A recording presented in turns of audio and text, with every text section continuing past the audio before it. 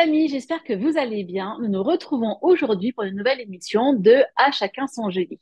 Et aujourd'hui, j'ai la chance de recevoir, alors peut-être de vous présenter, parce que moi-même je ne la connais pas, mais peut-être que vous la connaissez, Adeline Castel-Leproust. Bonjour Adeline, Bonjour Anne-Hélène. comment vas-tu? Eh ben écoute, ça va très bien. En ce lundi pluvieux chez nous. Eh oui, c'est vrai, on enregistre le lundi de Pâques, donc il Eh fait oui. pas beau alors. Non, non, c'est une véritable catastrophe, mais je crois que depuis quelque temps, la pluie est très, très, très, très présente. Bon, bah nous, tu sais, il a plu pas mal à Nouméa, et puis là, ça y est, il fait beau, on a eu un super week-end de Pâques. Eh ben profite. Je t'envie là pour le coup.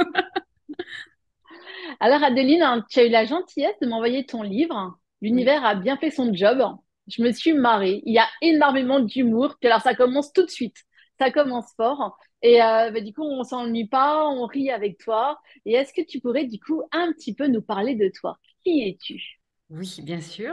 Alors, moi, mon métier, c'est la médiumnité, entre autres choses. Donc, comme tu l'as très justement dit, j'écris aussi. J'ai déjà écrit 3 livres, dont, en effet, le dernier, L'univers a bien fait son job, que j'ai voulu, en effet, sur un ton humoristique, émotionnel. C'était vraiment très important pour moi.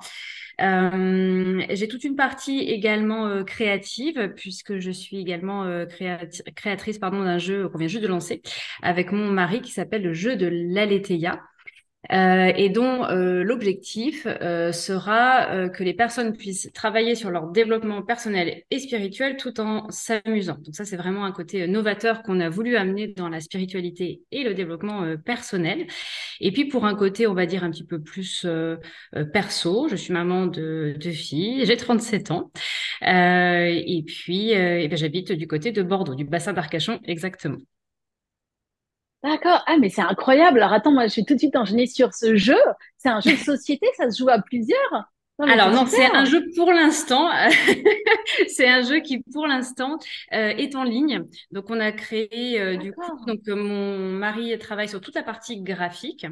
Donc lui, il crée les univers qui changent de mois en mois et on peut se balader en fait dans ces univers qui sont très, on va dire, imaginaires, qui sont très beaux, très magiques, et qu'on a voulu comme ça justement pour aider notamment les personnes à se projeter, à justement voir, on va dire, ce que je suis des fois amenée à voir, notamment dans les archives akashiques, parce que c'est en effet une de mes spécialités. On y reviendra si tu souhaites tout à l'heure. Mhm.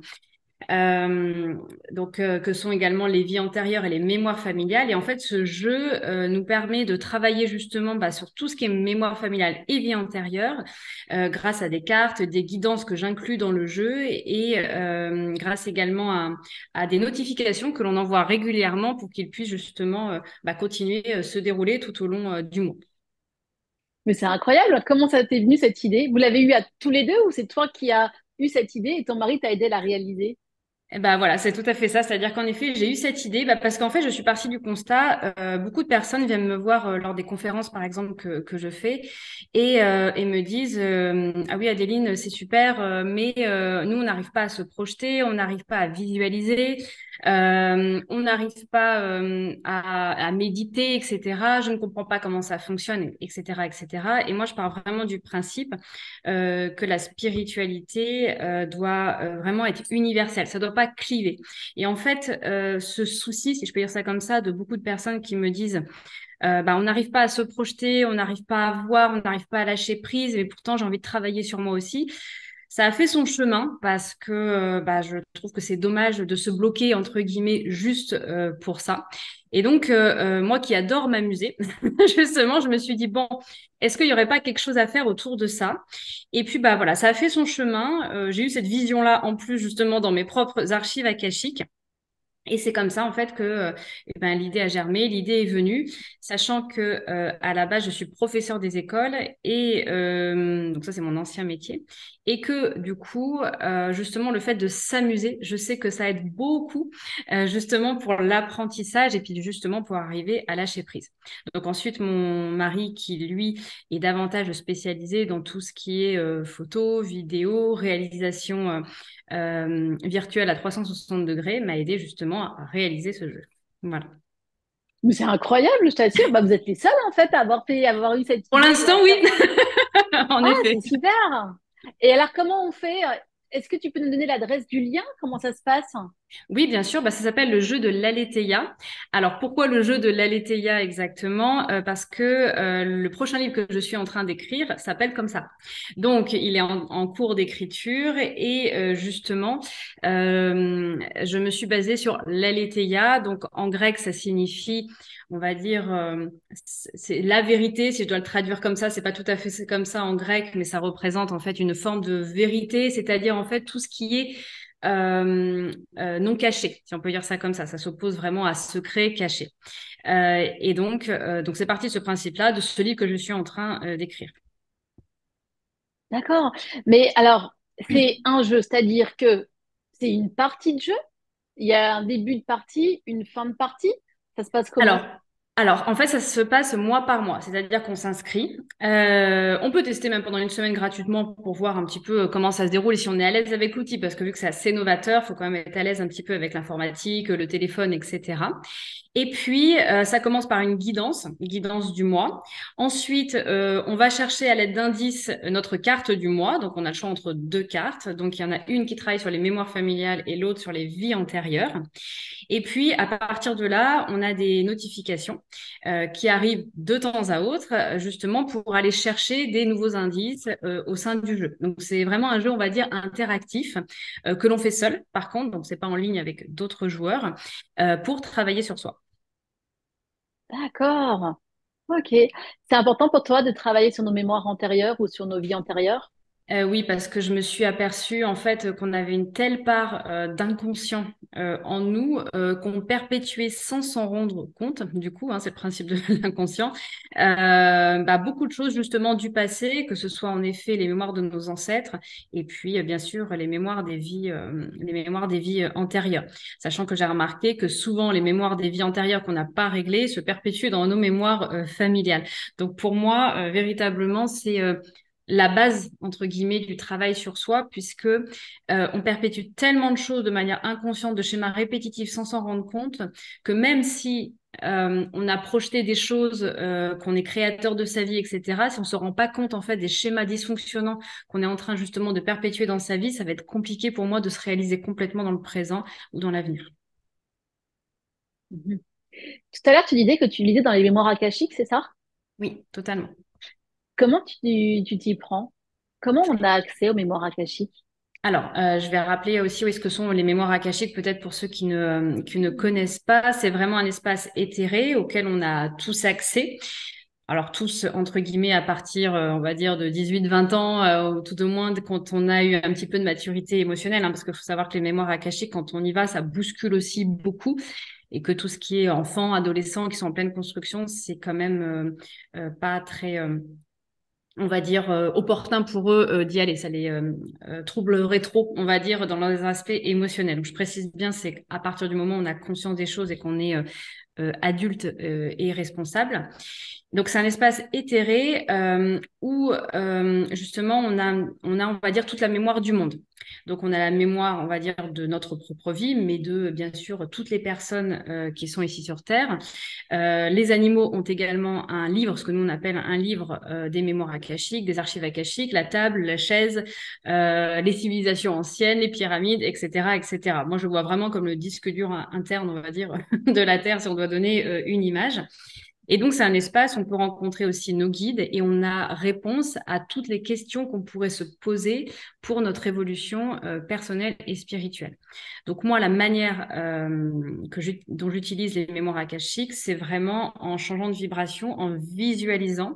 Et après, en fait, j'ai des images qui arrivent. Donc, j'ai les yeux fermés. Je rentre vraiment, on va dire, en connexion soit avec moi-même, soit avec la personne qui est en face de moi.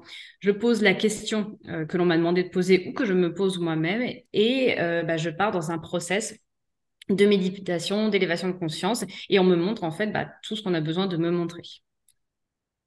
Et donc, par exemple, quelqu'un peut te poser une question qui a un rapport avec des blocages qu'il rencontre dans sa vie. Par exemple, tiens, tu vois, par exemple, j'ai une dame qui m'a écrit en me disant, et j'ai pas pu lui répondre parce que moi, je fais pas les mémoires akashiques notamment. Ma mission, c'est vraiment d'aider les personnes qui sont en souffrance par rapport à un deuil. Et elle, sa question, c'était, Anne-Hélène, je répète toujours des schémas un schéma sentimental douloureux dès que je rencontre quelqu'un. À chaque fois, ça ça capote, ça marche jamais. Je crois que je suis pas faite pour être heureuse en amour. Est-ce que et donc, moi, je pense que aller voir du côté des mémoires akashiques, c'est ce que je lui ai répondu, ça pourrait peut-être l'aider. Qu'est-ce que tu en penses? Bah, totalement. C'est d'ailleurs la plupart des personnes viennent me voir justement pour les blocages ou les schémas récurrents, pardon, dont on n'arrive pas à trouver une explication, on va dire, concrète, malgré tout ce qu'on a déjà essayé. C'est marrant parce que c'est souvent un peu en dernier recours. C'est-à-dire que les archives akashiques, c'est après avoir testé plein de trucs, on s'est dit non, mais je comprends toujours pas, il faut que j'aille voir le pourquoi du comment. Donc, bien évidemment, pour son développement personnel et spirituel, c'est extrêmement recommandé. Déjà d'une, parce qu'elle va avoir la source de la problématique, que ça soit mémoire familiale dont elle n'a pas écho. Hein. Imaginons, il y a une mémoire familiale qui traîne depuis la sixième génération, depuis ses arrière-grands-parents dont elle ne connaît pas la vie. Bon, eh ben, c'est important d'aller remettre ça en conscience justement pour pouvoir le transmuter et le transcender, ou que l'origine soit une vie antérieure, bah, justement, dont elle n'a pas conscience non plus, et dont elle perpétue les schémas. Et donc, qui lui, on va dire, fournit dans son système de croyance un système de pensée qui est extrêmement limitant pour sa vie actuelle. Et puis en plus, la grande faculté des mémoires akashiques, c'est que de la manière dont je le pratique, ça vient libérer ces mémoires. C'est-à-dire que je le pratique vraiment sous forme énergétique. Il y a un soin qui est, on va dire, instauré dans le même temps qu'on me donne les informations. Et donc, du coup, ça permet aussi de changer sa propre réalité et bien sûr de changer le monde finalement dans lequel elle évolue dans le même temps. Est-ce que tu aurais une histoire à nous raconter, une belle histoire que tu aurais vécue? Ah, sur quoi? Sur les mémoires akashiques? Oui? Alors, j'allais dire une belle histoire. Il faudrait que j'en trouve une parce que la plupart des personnes, on me consulte souvent quand ça va vraiment pas.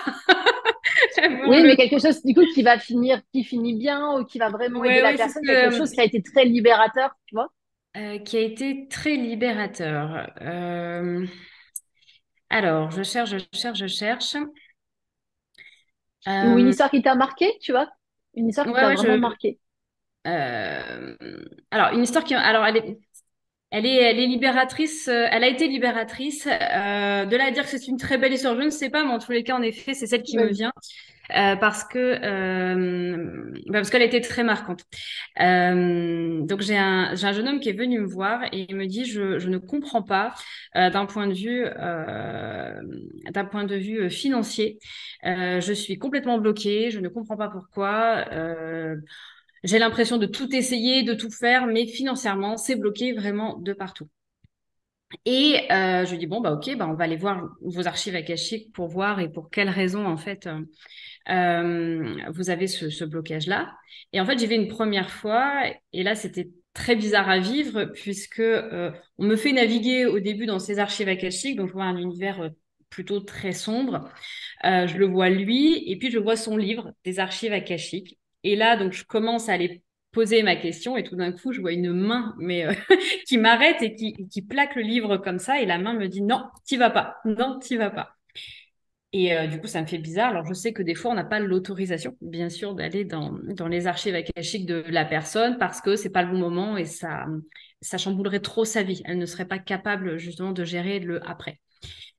Et puis, bon, moi, je me dirais quand même, la personne est venue me voir, elle peut pas partir sans réponse. Donc, je commence un petit peu tout, mais quand même, si. Ah non, t'y vas pas. Je dis, bon, ok, allez, je n'insiste pas et je rebrousse chemin. Bien évidemment, quand je donne l'information à la personne, elle n'est pas très contente. Elle me dit, oui, non, mais si, moi, je sais que je peux y aller, etc. Bah, je dis, non, malheureusement, si on m'interdit l'accès, c'est que peut-être que la raison est extrêmement, voilà, impactante d'un point de vue émotionnel, et c'est très certainement le cas, donc on va attendre un petit peu. Et donc, j'ai fait confiance au processus de la vie, et puis cette personne-là est revenue me voir quelques Donc en mois. fait, il est reparti. Du coup, Donc, en il fait, s'en il est va. reparti, c'est ça. Bah Ah. oui, parce que j'allais pas lui inventer n'importe quoi, donc je lui dis, Ouais, ouais, bah, bien merci, sûr. donc on fera une séance plus tard, on verra. Et donc, cette personne revient quelques mois après, elle dit, bon, allez, on va retenter, j'ai travaillé sur moi pendant ce temps-là, etc. Ok, donc on retente. Et cette fois-ci, ça marche. Sauf qu'en fait, je découvre, sans rentrer dans les détails, donc on me montre en fait, en effet, un secret de famille qui était là depuis sa naissance. Donc vraiment un gros, gros secret de famille avec une famille qui n'était pas vraiment sa famille, si on peut dire ça comme ça. Et donc, bien sûr, quelque chose de très bouleversant et de très impactant. Donc là, on déterre une sorte de mémoire familiale, hein, en fait. Et donc, je lui explique ce que je vois. Et j'avais un peu peur de sa réaction et il me dit non mais en fait ça me paraît tellement logique parce que depuis tout petit je ne me sens pas dans ma famille, je me sens mal, je me sens pas à ma place et en fait là vous venez de soulever une problématique que j'ai depuis toujours, c'est que je ne me suis jamais sentie à ma place et je ne connais pas ma valeur et je ne connais pas et je ne sais pas pourquoi. Pourtant sur le papier tout paraissait normal, si je peux dire ça comme ça, mais lui il se sentait totalement en décalage avec les gens de sa famille. Et donc, de là, a démarré pour lui un processus vraiment d'aller chercher justement des informations sur sa famille, d'où est-ce qu'il venait. Et voilà, et depuis, du coup, ça va beaucoup mieux au niveau de sa place. Et donc, et pourquoi cette histoire m'a marquée? Parce que je me suis rendu compte justement, et dans tous les secrets de famille, c'est que d'une manière inconsciente, les personnes savent qu'il y a des secrets, pourquoi elles sont pas à leur place, etc. Et j'avais lu justement un livre qui s'appelle Le secret de famille d'ailleurs, de Serge Tisseron, je crois, l'auteur. Non, tu connais pas? Non. Qui expliquait justement qu'il avait fait des analyses sur beaucoup d'enfants. C'est un psychologue hein, à la base. Et il a raconté justement dans un de ses livres qu'il y avait un enfant en fait à qui venait en psychanalyse justement le voir et à qui on avait caché que son père était parti en prison. Donc sa maman n'avait pas eu le courage et le cœur en fait de lui dire que son papa était parti en prison. Donc elle lui avait dit qu'il était parti en voyage en fait. Donc, elle lui a dit ça pendant 1 an, 2 ans, 3 ans, 4 ans. Et puis, le petit garçon sentait qu'il y avait quelque chose qui allait pas, mais attendait toujours son papa. Et puis est arrivée l'adolescence et ce petit garçon a commencé à dealer inconsciemment comme son papa. En fait, c'est ce qui s'était passé. Et donc, il a fini par atterrir en fait au poste de police. Et donc, il y a le policier qui lui demande mais pourquoi tu fais ça? Et il lui répond, je veux rejoindre papa. Et en fait, sans qu'on lui ait dit, il avait compris en fait que son père était en prison. Et en fait, ça justement, toutes ces histoires d'inconscient et de secret de famille, ça m'a toujours beaucoup marqué. Et c'est ce qui a fait aussi que du coup, j'ai développé aussi beaucoup de concepts autour de ça et que je travaille beaucoup autour de ça. C'est justement comment l'inconscient fonctionne pour nous faire comprendre une information et essaye finalement de le remettre en conscience dans notre vie. Par rapport au secret de famille, moi aussi, tu sais, je me suis beaucoup posé de questions par rapport au secret de famille en me disant, mais depuis toute petite, hein, que les secrets, c'était pas bon et qu'il fallait toujours dire la vérité. Est-ce que tu crois aujourd'hui, alors on a mûri, moi j'ai grandi aussi, hein, donc on a 10 ans d'écart, t'as dit que ça, t'avais 7 ans, mais je vais bientôt avoir 47 ans. Ouais. Est-ce que toutes les vérités sont bonnes à dire? Qu'est-ce que tu en penses? C'est une très bonne question que je me suis posée et que je me pose encore. Euh, Je sais pas si toutes les vérités sont bonnes à dire. Bon, déjà d'une, parce qu'il y a des personnes qui ne vont pas forcément être en capacité aussi de les réceptionner à un instant T. Tout dépend aussi de quelle vérité. Je pense par contre qu'on se doit pour nos enfants, et là je parle vraiment en tant que maman, d'essayer d'être le plus clair possible et justement aller dans, on va dire, cette vérité qui est la nôtre, hein, j'ai envie de vous dire, parce que, parce que finalement, tout dépend le point de vue de chacun. Mais en tous les cas, dans tout ce qui concerne la famille, que ça concerne les décès, peut-être en effet des départs, des abandons, etc., je pense que c'est très, très, très important pour les enfants de pouvoir se construire sur un socle, on va dire, réel. Voilà. Est-ce que toutes les vérités sont bonnes à dire? Je n'ai pas encore la réponse à cette question. Je ne suis pas certaine. Je ne suis pas certaine vraiment pour une question de réception aussi de ces vérités. Parce que, comme j'en témoigne dans cet exemple-là, c'est-à-dire que même là-haut, ils m'ont dit non, c'est pas le bon moment. Tu vois, cette vérité, Mm. attends un peu, parce que tu vois bien que la personne va pas être en capacité de le gérer émotionnellement à cet instant-là, et on respecte parce que c'était pas le bon timing, tout simplement. Mm. Et Ouais, après, je j'entends pense bien. aussi que quand on a besoin de connaître une certaine vérité, on va la chercher. Donc la personne va forcément partir dans ce processus-là à un moment donné ou à un autre quand elle aura compris, si elle le comprend un jour, qu'il y a en effet des processus répétitifs ou qui ne vont pas en fait au sein de sa vie. Alors, tiens, ça m'amène à une autre question. Ça m'est déjà arrivé d'avoir des personnes en consultation qui viennent parce qu'ils ont le sentiment qu'on leur a jamais dit qui était leur papa, par exemple. J'ai eu un monsieur, sa femme n'arrivait pas à tomber enceinte, tu vois. Et il était venu me voir pour ça, en me disant, on a des problèmes, on n'arrive pas à avoir d'enfants ensemble. Mais j'ai l'impression que moi, ça me bloque parce que je sais que mon papa n'est pas mon papa Et, euh, et ma maman, elle veut pas me dire qui est mon vrai papa. Et jusque sur son lit de mort, sa maman refusait de lui dire qui était son papa. C'est incroyable ça, hein. Et du coup, est-ce que, en allant voir les mémoires akashiques, toi, tu aurais la possibilité de lire qui est son papa?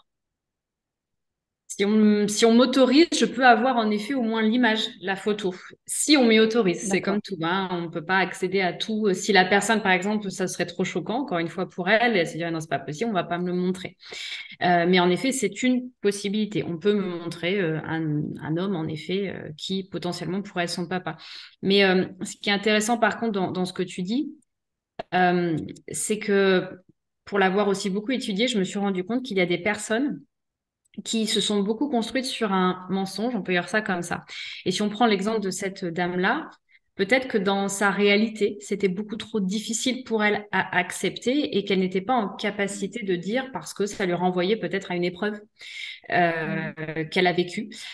Puisqu'au final, en général, quand on refuse de dire quelque chose, c'est qu'il y a une mémoire traumatique très souvent derrière Mm. ou qu'on n'a pas été éduqué à parler et que c'est beaucoup trop douloureux pour la personne. Et, euh, et des fois, justement, voilà. Je me mets aussi à la place de la personne qui veut tout, bah, voilà, qui cristallise cette mémoire-là et qui ne veut pas parler. Parce que dans 99% des cas, ce sont des personnes qui sont en grande souffrance et qui refusent en fait de voir une certaine réalité en face. Et j'ai même eu pardon, des personnes euh, qui, euh, qui s'étaient reconstruites une vie dans l'imaginaire et qui avaient quasiment tout oublié de ce qui s'était passé d'avant.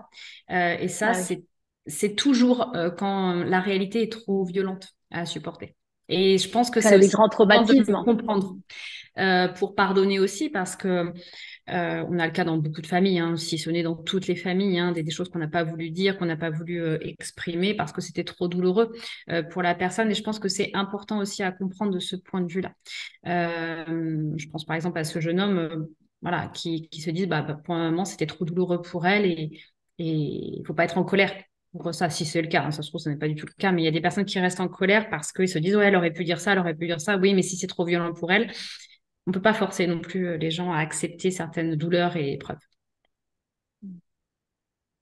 Adeline, qu'est-ce qui te passionne le plus dans ton métier? L'humain. Vraiment, c'est au cœur en fait de tout ce que j'étudie et comment je vois les choses. Je trouve qu'il y a tellement de choses à explorer. Là, en ce moment, je suis en train d'étudier les neurosciences. Alors, tu vas me dire, c'est pas forcément commun par rapport à mon métier, c'est un aspect beaucoup plus scientifique, mais justement, je trouve ça absolument passionnant de mêler à la fois cette sphère invisible qu'on maîtrise finalement très peu, voire pas du tout, et puis le côté beaucoup plus terre à terre des choses et voir comment tout ça s'entremêle. Bon, je pense que j'aurais pas assez de cette vie-là pour tout étudier, mais je trouve ça absolument passionnant de voir comment les êtres humains interagissent, comment ils fonctionnent ensemble, comment le cerveau réagit par rapport à certains processus, comment le monde de l'invisible s'imbrique finalement dedans pour nous faire comprendre aussi certaines choses. Je pense que ouais, c'est ce qui me passionne moi le plus dans mon métier, cette recherche en fait constante de compréhension de l'autre et de l'être humain. Si par exemple, je te disais, Adeline, tu as la possibilité, là, à ce qu'on te réponde à une question qui te manque dans ton, comment dire, dans tout ce que tu as compris dans le fonctionnement du monde, est-ce qu'il y aurait une question qui te manque, enfin une réponse du moins qui te manquerait, et si là, j'avais la possibilité de te la donner, quelle question tu poserais? Ah, alors, c'est pas totalement une question. J'aimerais qu'on me montre concrètement parlant comment on peut ressentir ou voir les choses après la mort. Alors, ça va peut-être être bizarre ce que je vais te dire, mais je sais qu'il y a beaucoup d'expériences de EMI, de choses comme ça. J'aimerais en Mhm. fait qu'on me montre concrètement parlant et ressentir, voilà, comment c'est finalement de l'autre côté. Tu vas me dire, c'est particulier comme façon de voir le truc, mais moi j'ai beaucoup d'images. En fait, il faut voir aussi comment je fonctionne. Je vais expliquer quand même. Moi, je suis clairaudiente, je peux avoir des flashs, je vois les choses, notamment quand je vais dans les archives Mhm. akashiques, et je ressens les émotions des gens. Pour autant, à l'heure actuelle, je ne vois pas les défunts, par exemple, devant moi. Je peux les avoir en flash, ça peut m'arriver. Mais je vois pas, voilà, les défunts qui se baladent devant moi. J'ai jamais fait d'expérience de EMI. Je ne sais pas, entre guillemets, ce que ça fait d'être dans l'autre monde, comme beaucoup, hein, bien évidemment. Mais j'aimerais, pour ressentir vraiment cette espèce d'amour inconditionnel que l'on m'évoque, j'aimerais le voir et le ressentir. Mm. Ouais, j'entends. Moi, j'ai la chance, je pense avoir eu la chance sans vivre de EMI, mais quand je suis en connexion avec mes anges, alors pareil, hein, je précise, mes anges, mes guides, voilà, Oui, moi bien je les sûr. appelle mes anges. Je me sens mais tellement transportée, je me sens mais dans un autre monde où il n'y a plus rien qui a d'importance que de l'amour. Et je me dis, ça doit être ça qu'on doit ressentir quand on est dans l'autre monde. Et effectivement, c'est pas comparable avec les émotions, ce qu'on peut ressentir sur Terre. Et c'est incroyable, hein. Et j'ai souvent du mal après à réatterrir sur Terre. Parce que c'est Ouais. tellement extraordinaire qu'il n'y a plus rien qui compte. Ouais, j'ai Ouais. beaucoup de personnes qui me disent ça, qu'ils ont du mal justement à redescendre sur Terre. Et je pense qu'il Mm. y a ce côté-là, moi, qui me fait un petit peu peur, si je suis très honnête. C'est pour ça que je m'accroche. Je suis quelqu'un qui a une grande faculté à partir dans les airs, entre guillemets. C'est quelque chose de simple pour moi, mais c'est vrai que je dis tout le temps que voilà, il faut vraiment mon ancrage à la Terre. C'est très, très important pour moi parce que je pense que ce serait trop douloureux sinon, la descente d'une certaine manière. Et j'ai beaucoup de personnes qui mettent des fois plusieurs jours, hein, à réatterrir. Et je pense que c'est une vraie Mm. faculté aussi voilà, d'arriver à se reconnecter à la Terre et à cette vie-là qui est la nôtre aussi et qu'on est venu expérimenter. Mais je crois que j'ai Bien une petite sûr. appréhension de me dire, hein, si je me connecte, voilà, complètement pendant des heures et des heures, qu'est-ce qui va se passer, quoi? Après, est-ce que ça sera pas trop Mm. douloureux, tu vois, sur Terre? Est-ce que dans les mémoires akashiques, on a la possibilité de lire l'avenir, selon toi? Ou ça concerne que le passé? Alors non, alors les mémoires akashiques peuvent nous montrer un avenir possible. D'ailleurs, on dit toujours justement qu'on a plusieurs chemins possibles selon les choix que l'on fait. Donc oui, on peut nous montrer un avenir possible en fonction d'un choix potentiel. On peut me le donner quand, par exemple, la personne va me poser la question, voilà, qu'est-ce que je dois réaliser sur cette terre? D'un point de vue réalisation personnelle ou quelle est ma mission d'âme. On peut me monter un avenir possible. Là, oui. Par contre, il est formellement interdit de demander dans les mémoires akashiques justement son avenir.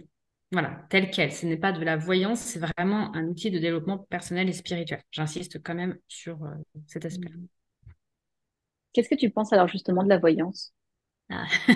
Grand sujet. J'en ai fait beaucoup. J'ai fait beaucoup de voyance et j'ai arrêté de le faire. J'ai arrêté de le faire parce que euh, déjà, comme je te l'ai dit, je pense qu'il y a plusieurs chemins possibles. Je pense qu'à partir du moment où tu connais quelque chose, eh ben, tu as totalement possibilité de changer ou de bifurquer. Et ça, pour moi, en termes de responsabilité, bon, il y a des fois, c'est positif, des fois, ça l'est un petit peu moins. Et puis, il faut être très conscient quand même que, on est souvent confronté à des personnes qui sont en mal-être.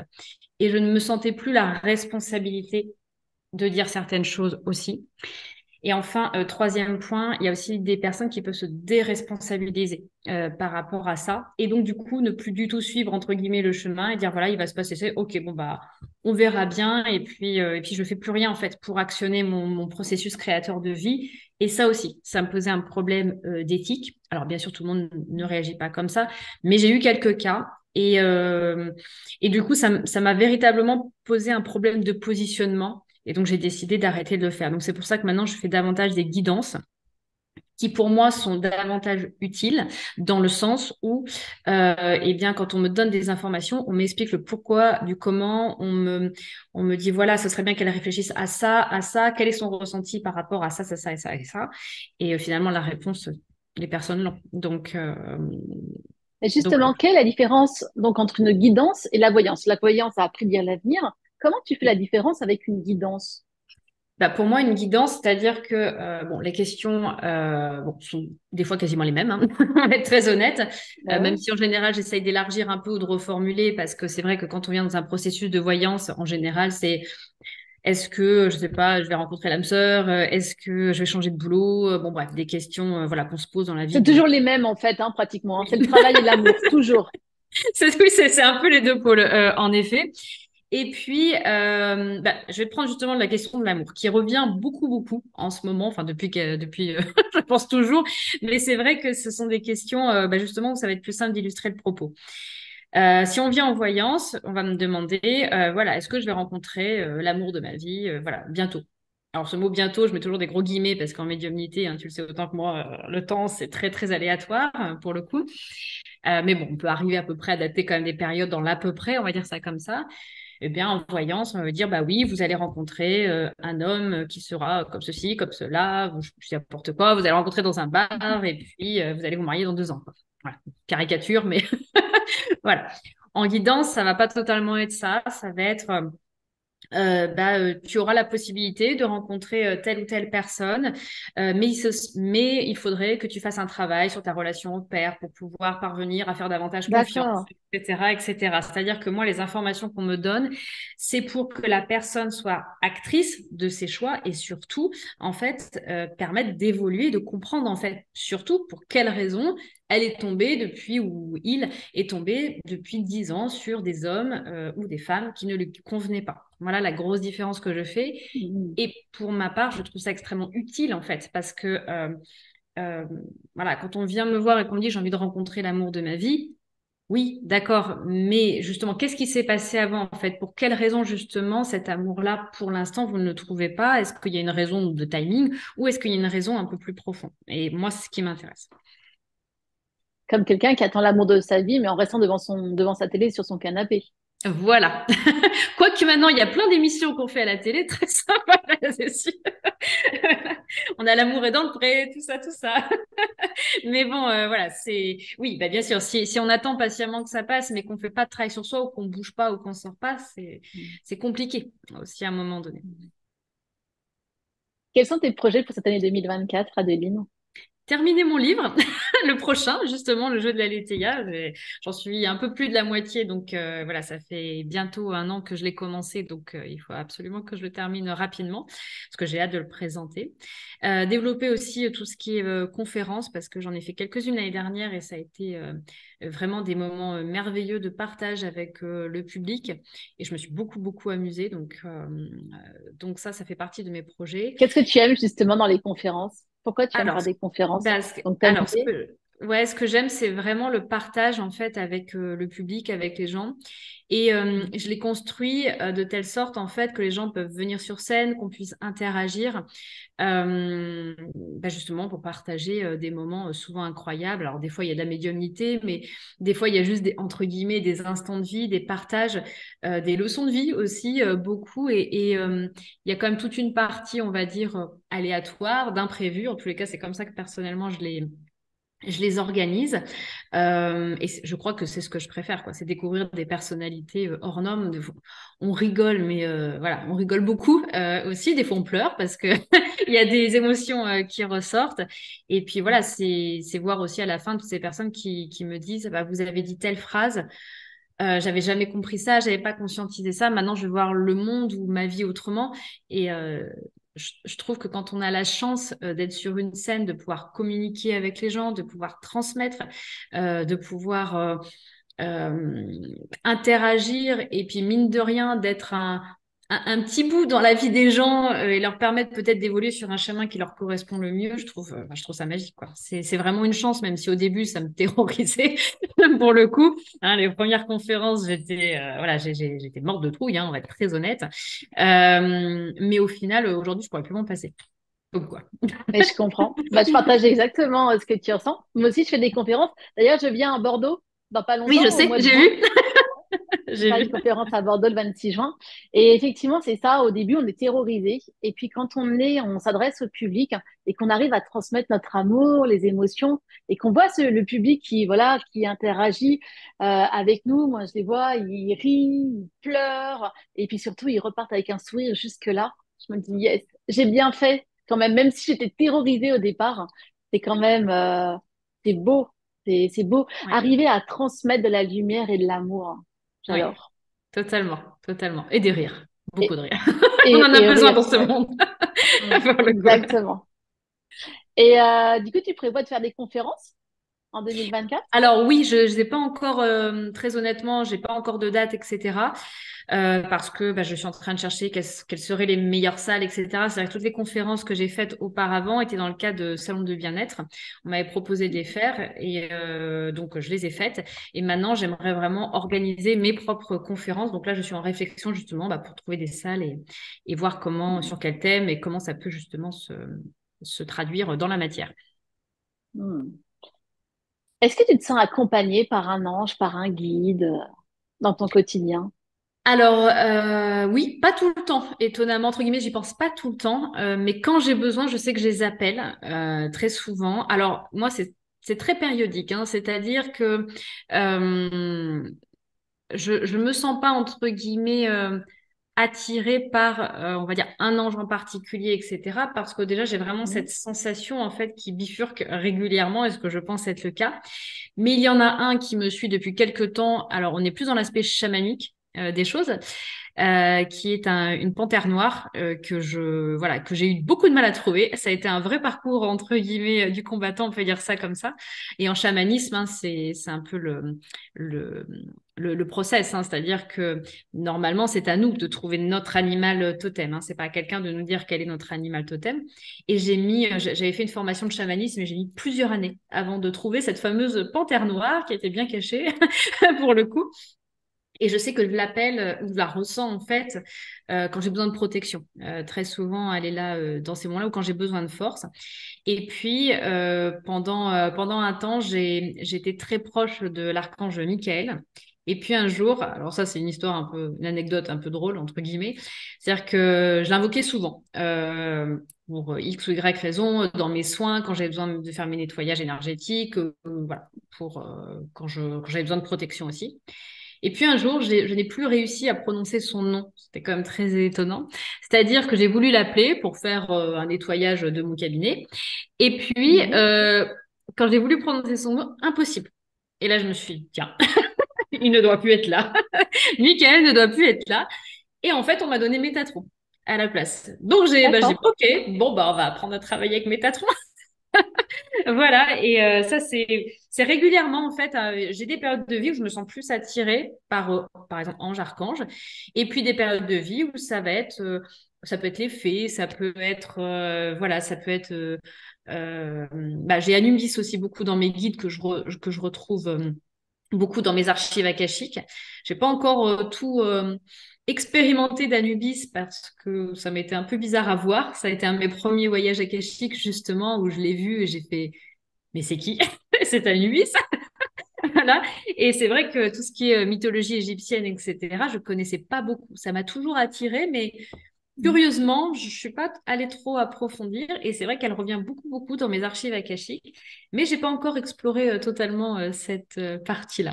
Et c'est le gros avantage en fait des archives akashiques, c'est que en fait justement, on se rend compte qu'on a une pluralité de guides. Un petit peu dans tous les domaines, on peut dire ça comme ça, animalier, davantage spirituel, ange, archange, etc. Et puis davantage des fois, ça peut être en effet tout ce qui est fait, ça peut être arbres, plantes, etc. Et ces guides, en effet, on a des guides un petit peu référents, on peut dire ça comme ça, et puis qui restent là, et puis d'autres qui bougent en fonction de nos épreuves de vie ou au contraire de nos changements de vie divers et variés. Quel est selon toi notre but d'incarnation? Ah bah, il est différent, à mon sens, pour chacun d'entre nous. Quand tu dis nous, c'est tout le monde ou c'est les médiums, Est-ce que tu penses qu'on a déjà un but d'incarnation commun à tous les humains? on va expérimenter. Ça, je pense que on est d'accord avec ça. Expérimenter pour évoluer. Moi, si je dois vraiment en tout cas, c'est comme ça que je le vois. On est sur Terre. Pour expérimenter, pour évoluer. Après, quoi expérimenter? C'est là où je pense que ça diffère beaucoup selon les humains, selon bien Tout à sûr fait. aussi notre processus d'incarnation. Si on en est au tout début de nos vies, il est assez évident qu'on va pas venir tout de suite expérimenter peut-être l'aspect plus spirituel des choses. Peut-être que c'est très souvent le cas, d'ailleurs c'est même tout le temps le cas, on vient déjà expérimenter le côté un peu plus matériel des choses. Et puis après, voilà, ça évolue en fonction de nos vies et si on souhaite revenir sur Terre ou pas. Tu parlais des personnes qui viennent d'arriver. Oui. Mon mari, on se posait la question justement ce matin. Il me disait, mais écoute, on est de plus en plus nombreux sur la Terre. D'où viennent toutes ces âmes? Est-ce que, enfin, d'où viennent toutes ces âmes? Je dis, pour moi, je pense que c'est illimité en fait, et qu'on Ouais. fait tous partie de la source, et qu'une nouvelle âme, c'est un fragment en fait. On est de la source, hein, et pour moi, c'est illimité. Qu'est-ce que toi tu en penses? Oui, oui, oui, bah ça peut en effet être ça. On dit aussi que les âmes peuvent être fractales, hein. C'est-à-dire qu'en effet, comme tu l'as très justement dit, il y a des bouts d'âme qui peuvent se mettre dans des corps. En effet, ouais, je pense que ça peut venir de ça. Je suis assez d'accord avec cette façon de voir les choses. Mais c'est À une quel grande moment? question quand même, au passage. Oui, oui, ça c'est sûr. Ouais, non, évidemment. Ouais, ouais. À quel moment tout à l'heure tu nous as dit que tu avais été institutrice, c'est ça? Professeur des Oui, écoles? oui. À quel moment tu t'es dit j'arrête, hein, et j'ai envie de vivre autre chose? Ah, à quel moment? Alors ça a été en effet un accident de vie, je veux dire ça comme ça. Donc, pour le contexte, j'étais professeure des écoles spécialisée troubles du comportement et handicap moteur, c'est-à-dire que je travaillais uniquement avec soit des enfants adolescents qui étaient hospitalisés, qui avaient eu un accident de vie, soit qui avaient des graves troubles du comportement parce que ils avaient été par exemple victimes soit de violences quand ils étaient plus jeunes, soit d'alcoolisme fœtal par exemple, etc., etc. Soit des enfants qui étaient dans ce qu'aujourd'hui on appellerait les zones violence, hein, les cités, etc. Et donc du coup qui avaient beaucoup de difficultés scolaires et qui étaient sans cesse dans un environnement violent. Ou enfin des enfants qui étaient handicapés moteurs, paraplégiques ou tétraplégiques. Donc c'était absolument génial parce que honnêtement, en termes de diversité et de contact de vie, je veux dire, on ne pouvait pas faire mieux, hein. Je pense vraiment avoir vu, on va dire, de multiples vies avec de multiples difficultés. Et pour comprendre l'être humain, c'était aussi une expérience absolument magique. J'en garde un très bon souvenir, même s'il y avait des moments beaucoup plus difficiles que d'autres, hein, parce que quand on est confronté, j'avais 21 ans, hein, donc quand on est confronté à cette violence-là au quotidien, c'est pas toujours simple et aux accidents de vie tous les jours, voilà, c'est quand même assez éprouvant. Donc comment ça s'est passé? Ben, en fait, j'étais une professeure des écoles très très très investie jusqu'au jour avec un peu cette volonté de sauver les enfants. Il y avait un truc comme ça. Et j'ai commencé un petit peu beaucoup et très vite à déchanter quand je me suis rendu compte que ça n'allait pas être possible de sauver, entre guillemets, tout le monde et en fait que mon rôle finalement n'était pas tellement ça. Ça m'a été assez violent à conscientiser, mais c'était ça. Voilà, on pouvait pas sauver ces enfants-là, on pouvait les aider, les accompagner, leur faire réaliser des choses, mais bon, c'est pas tout à fait le même rôle. Et puis, surtout, j'ai perdu ma petite sœur, du coup, euh, en, en 2011. Donc, elle est décédée du jour au lendemain d'une embolie pulmonaire foudroyante. Donc, bien Oui, évidemment, tu en parles dans ton livre, hein. ouais, Je l'ai lu dans ça a ton livre. été un choc émotionnel très, très, très violent. Pour autant, 15 jours après son décès, je suis retournée travailler. C'est ce qui m'a sauvé la vie, hein, pour être très honnête. Je me souviens, en plus, c'était l'année de mon inspection. Donc, quand on est professeur des écoles, on se fait inspecter régulièrement. Et c'était l'année de ma titularisation, donc pour être professeur des écoles établies. Et donc, du coup, je me faisais inspecter par l'inspecteur 15 jours après.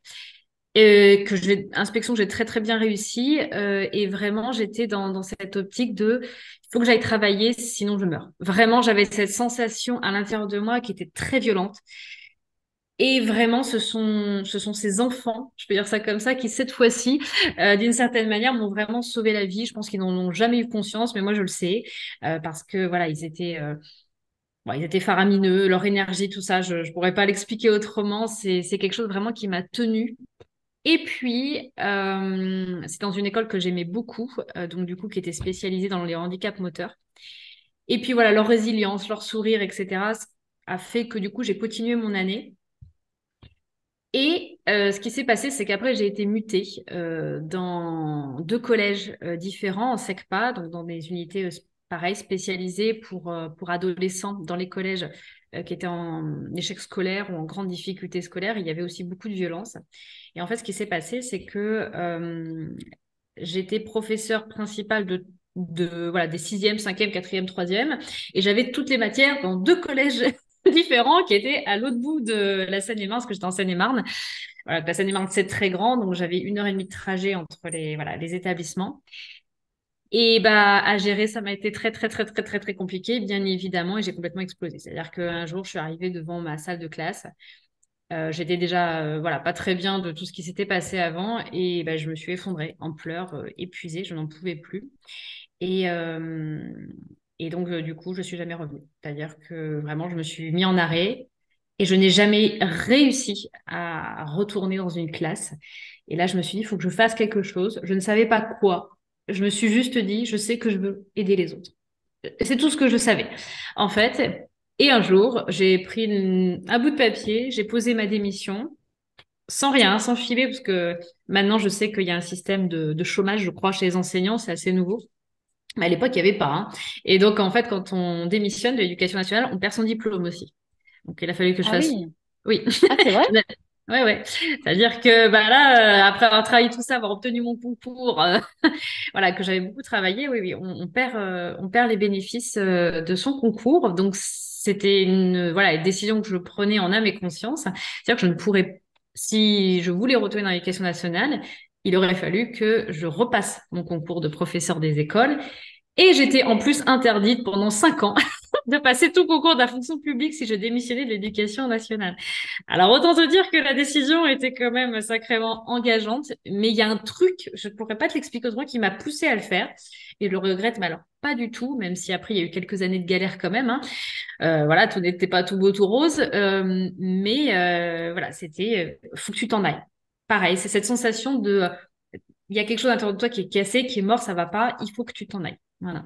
Donc je pense que bien sûr le décès de ma sœur a poussé à ça d'une certaine manière. Ça m'a été tellement violent. Il y a eu la naissance de ma fille aussi entre-temps. Bon, mine de rien, ça faisait beaucoup en une seule et même année. Et puis après cet enchaînement dans l'éducation nationale et puis cette saturation en fait qui a fait que il fallait que je parte, quoi, tout simplement. Après, depuis toute petite, hein, tu as des facultés. Moi, j'ai lu dans ton livre hein, d'être en contact avec l'au-delà. C'est pas du jour au lendemain, tu quittes l'éducation nationale. Tu dis, ah bah tiens, qu'est-ce que je vais faire? Je vais devenir médium. Non, Ah bah il y non, a eu non, quand même non, tout pas un. du tout, oui. Voilà, Non, non, non, bien voilà, sûr. non, non, Non, non, c'est non. Bah, important de surtout qu'en fait, au préciser. début, j'ai pas du tout fait médium. En fait, j'ai été dans le coaching, donc rien à voir. Alors, j'ai gardé quand même ce côté-là. Ok. Mais non, non, non, le côté médiumnique, je l'ai assumé il y a pas si longtemps que ça, hein, il y a quelques années, mais c'était pas quand j'avais 27, 28 ans, hein, c'était un petit peu après. Pour le coup. Mais oui, en effet, oui, quand j'étais petite, en effet, j'avais déjà la faculté de clairaudience, mais je le verbalisais pas comme ça, hein. C'est ce que j'expliquais dans mon livre. C'est des épisodes qui m'ont marqué. Mais après, on met bien sous cloche et puis on passe à autre chose. Et puis la société veut qu'on passe surtout à autre chose. Donc c'est ce que j'ai fait. Et ça m'a mis énormément de temps avant de reconnecter à tout ça. Et mine de rien, le décès de ma sœur m'a permis de me reconnecter à ça parce que je me souviendrai à vie de cette intuition que j'ai eue juste avant sa mort, et où justement j'explique que toute la journée, quelques heures avant qu'elle décède, j'avais dans la tête quelque chose que je devais lui dire depuis 10 mois et que je ne lui avais pas dit. Et en fait, j'ai encore ce souvenir où j'étais à Lyon à l'époque, où je marchais pour faire les cadeaux de Noël, parce que c'était début décembre. Et en fait, j'entendais dans ma tête qu'il fallait absolument que je lui transmette ce message. Et ce message était, pour l'histoire, que si un jour j'avais une fille, je l'appellerais comme son deuxième prénom. Donc son prénom à la base c'était Fanny, mais elle avait un deuxième prénom, c'était Émilie. Et on était tellement proches que je me suis dit, il faut absolument que je lui dise, ça lui fera tellement plaisir parce que c'est une sorte de reconnaissance de qui elle est pour moi, tellement je l'aime, tellement Bien on est sûr. fusionnels, etc. Et toute la journée, je dis, il faut que je lui dise, il faut que je lui dise, il faut que je lui dise. Bref, je reviens chez moi, dans mon appartement, avec mon conjoint de l'époque. Et là, une espèce de sensation un peu fulgurante, je me vois dire, mais si ma sœur meurt, qu'est-ce que je vais devenir? Bizarre, hein, comme sensation, mais Ouais. très perturbant. Et je me rappelle, mon conjoint de l'époque me dit, mais arrête de dire n'importe quoi, machin. Et puis, tout d'un coup, je me suis souvenu qu'il fallait absolument que je lui envoie ce message. Et donc, c'est ce que j'ai fait de suite. Je lui ai envoyé ce message et je lui ai dit, voilà, j'ai toujours voulu te dire ça, ça, ça et ça. Elle m'a répondu. Je pense que 5 minutes après, elle mourait. Incroyable. C'était incroyable. Alors, ça fait très triste comme ça, mais je crois que heureusement que ça s'est passé comme ça. D'une certaine manière, je pense que j'aurais regretté toute ma vie si j'avais pas pu lui dire ça. Mm. Aujourd'hui, elle est présente dans ta vie? Tu ressens sa présence? Et bah pas tant que ça, figure-toi. Et même beaucoup de médiums, en fait, la sentent très, très, très loin. Par contre, je sais que quand je l'appelle, elle est là. Il y a quelque chose de l'ordre de faut que tu m'appelles, mais c'est pas une évidence folle. Je sens beaucoup plus ma grand-mère du côté de mon père, paternelle, que je sais qu'elle est là, je le ressens, elle est souvent dans mes rêves, etc. Mais tu vois, ma sœur, j'ai dû la voir une fois dans mes rêves, peut-être deux, allez, à tout casser. Donc, c'est pas énorme, mine de rien, parce que je suis quelqu'un qui rêve beaucoup et ça m'est déjà arrivé de faire des rêves prémonitoires ou des rêves avec des messages aussi. J'imagine que ça doit t'arriver aussi régulièrement. Alors, Euh, pas les rêves, non. Ah, pas les rêves. Ah ouais, c'est marrant. D'accord, Non. excuse-moi. J'ai projeté Non, c'est quelque pas grave. chose. Non, c'est vrai que souvent on dit oh, les rêves, il se passe beaucoup de choses, etc. Et ma sœur, non, pas tant que ça. Je la sens plutôt très éloignée, mais je sais que si je l'appelle, elle vient. Voilà. Est-ce que tu penses que c'est parce qu'elle a une autre mission et qu'elle est très occupée et c'est pour ça que tu la sens pas aussi proche? Je ne sais pas. Je vais être très honnête, c'est quelque chose que je me suis jamais posé comme question. Je suis en paix avec ça et je me suis jamais dit, tiens, pourquoi est-ce qu'elle a une autre mission ailleurs? Je sais pas. Je me suis jamais posé vraiment la question. Il y a eu un moment donné au tout début, c'était très dur parce que j'avais un peu cette sensation qu'elle m'abandonnait. Enfin, tu sais, hein, comme quand Mm. on est dans sa souffrance, j'étais dans cette douleur de me dire, mais en fait, voilà, elle veut pas de moi. Voilà, il y avait quelque chose de cet ordre-là. Et puis, bien sûr, tout le process après a fait son chemin. Et puis maintenant, je sais qu'elle est bien. Et c'est tout ce qui m'importe. Voilà. Ouais, c'est important. On va arriver à la fin de cette émission, Adeline. Est-ce que tu Oui. aurais un mot de fin? Est-ce que tu as envie de nous transmettre quelque chose? Euh, Est-ce que j'ai envie de te transmettre quelque chose? Oui, il y a quelque chose qui revient beaucoup ces derniers temps. Chez beaucoup de personnes, il y a beaucoup la peur de rayonner en ce moment. Et je crois que c'est très dans l'heure actuelle. Cette envie, en fait, de justement, je vois beaucoup de personnes qui viennent me voir et qui me disent, j'ai envie justement de passer un message. J'ai envie d'écrire ce livre. J'ai envie de créer mon entreprise, peu importe. Mais j'ose pas. J'ose pas parce que les autres m'ont dit que ceci et que cela. Et il y a toujours cette peur, en fait, de rayonner, de prospérer, d'être vraiment qui l'on est par peur, en fait, des autres. Alors, c'est très commun et très Du bateau. regard des autres? Du Oui, regard des autres, selon je toi? trouve C'est le qu'en ce regard moment, des autres qui nous bloque? oui. Entre autres, et puis travailler sur sa légitimité, sa valeur, hein, parce que voilà, ça va de pair. Et ça revient énormément. Beaucoup de gens qui n'osent pas par peur, en fait. Et souvent, je leur dis, oui, mais en fait, vous passez à côté de votre vie quand vous faites ça. Vraiment, il faut vraiment que vous appreniez à justement à rayonner, à sortir justement qui vous êtes vraiment, parce que c'est tellement gratifiant, c'est tellement un bonheur de pouvoir être qui l'on est sans avoir peur sans cesse de réaliser ses projets, ses rêves, parce que finalement les autres, hein, ils nous jugeront toujours hein, d'une certaine manière, mais il n'y a pas que ça, il y a aussi des personnes qui nous porteront et qui nous élèveront vers notre but ultime. Et vraiment, voilà, cette envie de rayonner que je vois chez beaucoup, beaucoup de personnes, mais qui n'osent pas. Et moi, j'ai envie de vous dire, mais rayonner, quoi. Travailler. Alors, ça va pas se faire du jour au lendemain parce qu'en général, ça engendre beaucoup de peur, de blocage. Et il faut aller sortir vraiment tous ces blocages à l'intérieur de nous. Mais ça vaut vraiment le coup. Ça vaut vraiment le coup de pouvoir s'amuser quand on se lève le matin, de pouvoir réaliser ses rêves, de pouvoir sourire toute la journée parce qu'on aime ce qu'on fait, de pouvoir partager et de pas être constamment dans ses peurs. Mm. Donc, s'autoriser. S'autoriser S'autoriser. à vivre la vie qui nous inspire.